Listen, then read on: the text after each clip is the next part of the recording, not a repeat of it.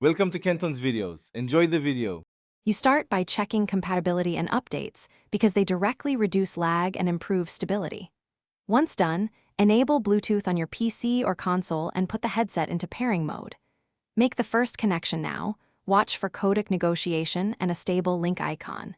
If prompted, select the headset as both audio input and output. Make sure volume is moderate so you can hear cue sounds.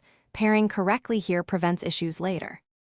Once paired, you must optimize system and in-game audio routing so sound arrives in sync. Change the codec to aptX low latency or La Audio in the headset app or OS, and choose the headset as default playback device and mic. Make sure in-game voice chat and game audio balances are set correctly. Also, cut interference by moving Wi-Fi routers or other 4 GHz peripherals away, or use a different Wi-Fi channel to keep Bluetooth packets clean. You finish by testing audio timing with voice cues and quick gameplay to evaluate latency and clarity.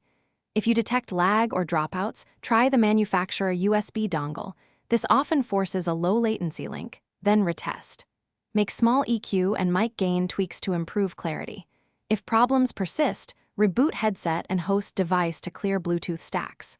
Troubleshooting tip: if consistent lag remains, switch to wired or use the dedicated dongle. That reliably. Thanks for watching. Consider subscribing if we helped you.